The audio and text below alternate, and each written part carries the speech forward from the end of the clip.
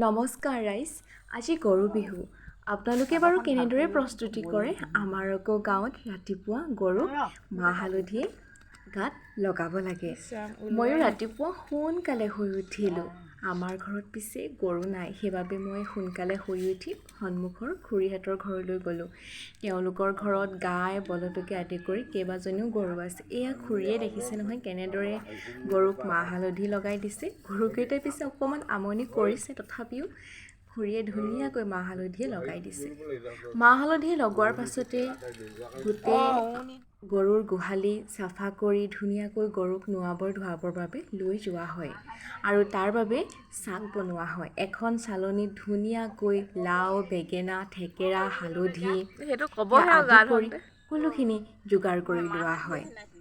এয়া মাখিয়তী লগতে মাখি চাক তৈয়াৰ কৰা হৈছে। লাও খা, বেঙেনা খা, বছৰে বছৰে বাঢ়ি যা, মাৰে সৰু বাপেৰে সৰু, তই হলি বৰ গৰু বুলি কোৱাৰ ফকৰা যোজনা আছে।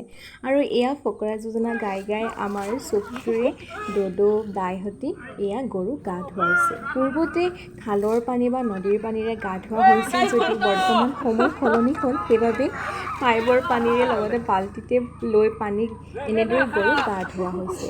তাৰ পাছতে এয়া আমলৈ টোপৰ বাবে অভিযান। আমাৰ দাই এজনে এয়া তেওঁলোকৰ বাৰীৰে গছ এজোপাত থকা আমলৈ টোপ পাৰিলে। এয়া চাওকচোন ইমান ধুনীয়াকৈ টোপখিনি ওলালে।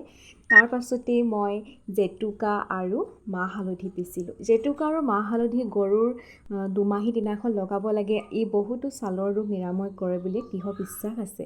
তাৰ লগে লগে এটা বাঁহৰ খৰাহী আৰু কটাৰী লৈ মই 100 বিধ শাক বিচাৰি গ'লোঁ। গৰু বিহুৰ দুমাহী দিনা 100 বিধ শাক পঁইতা ভাতৰ লগত খোৱাৰ নিয়ম আছে। এই নিয়ম পূৰ্বৰে পৰা চলি আহিছে আৰু বৰ্তমানেও কিছু কিছু সমাজত এই নিয়ম চলিয়ে আছে।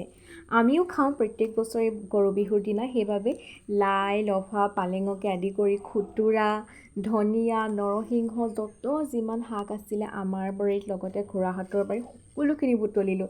এয়া টেঙেচি চাওকচোন ইমান মৰম লগা ধুনীয়া ধুনীয়া একদম খাওঁ খাওঁ লাগি গৈছে নহয়নে? লগতে ঘৰত আনি থোৱা যিমান যত শাক আছিলে সকলোবোৰ মিহলি কৰিলোঁ আৰু 100 বিধ শাকৰ জুতি ল'লোঁ। 100 বিধ শাক দুমাহীৰ দিনা খালে বিভিন্ন বেমাৰৰ পৰা নিৰাময় পায় বুলি আমাৰ এক লোকবিশ্বাস আছে। কিন্তু চবতেতো 100 বিধ শাক বিচাৰি পোৱাৰ সম্ভৱ নহয়, সেইবাবে আমলৈ টোপ খোৱা হয়। কাৰণ আমলৈ টোপতো সেই 100 বিধ শাকৰ যিটো গুণ থাকে সেই আমলৈ টোপত থাকে বুলি মই কোৱা শুনিছোঁ, মানে মাহঁতে কয় আৰু সেইটো কথা। মাহ হালধিৰে গা পা ধুই ঘৰৰ আমাৰ তিনিও সদস্যই চাহ জলপানৰ জুতি ল'লোঁ। এয়া চাহৰ লগত মিঠৈ, মুড়ি লাডু, তেলপিঠা, মালপোৰা লগতে নিমকি কেইটামান নৰসিংহৰ দি বনাইছিলোঁ আৰু নাৰিকল দিয়া পিঠা, তিলৰ পিঠা সেয়াই আৰু জুতি ল'লোঁ সকলোৱে মিলি। ভাল লাগিলে। পৰম্পৰা অনুসৰি ঘৰতেই ককাইদেউৰ লগত কণী যুঁজৰ প্ৰতিযোগিতাও কৰিলোঁ। পিছে সি হাৰিলে, মই জিকিলোঁ। ভাতৰ থালিখন মোৰ ৰেডি হৈ গ'ল। ইয়াত আছে উখোৱা চাউলৰ ৰাতিয়ে তিয়াই থোৱা পঁইতা ভাত, বইল কণী, পিঁয়াজ, মিঠাতেল, পোৰা জলকীয়া, 100 বিধ শাকৰ ব্যঞ্জন, গাহৰি ফ্ৰাই, বেঙেনা আলু পোৰা পিটিকা, সান্দহৰ লগত বিলাহী ভাজি আৰু আমলৈ টোপ। আৰু ইয়াৰ পাছতে আমাৰ কাষৰে ছোৱালী কেইজনী লগ লাগি জেং বিহু কৰিছে আৰু এয়া আমাৰ মাহঁতৰ লগতে নাচি বাগি দিছে আৰু অলপ। আৰু সন্ধিয়া সময় হ'ল। সন্ধিয়াত এয়া জেজেলি কংকা লতা দুৱাৰ মুখত আঁৰি দিয়া হয়। ঘৰৰ ভিতৰত নহৰু পানী আৰু বিচনীৰে বিছা হয়। লগতে চাৰিওফালৰ জাবৰ গোটাই এয়া ধোঁৱা দিয়া হয় যাতে মহ মাখিৰ পৰা গোটেই বছৰটো নিৰাময় হৈ থাকিব পাৰি। আৰু এয়া মই বিহু বুলি এপাক পূৰা নাচি দিলোঁ, লগতে কাঁহীও ঘূৰাই দিলোঁ, আপোনালোককো দেখুৱালোঁ। আৰু আজি ভিডিঅ'টো চাই কেনে পালে জনাব।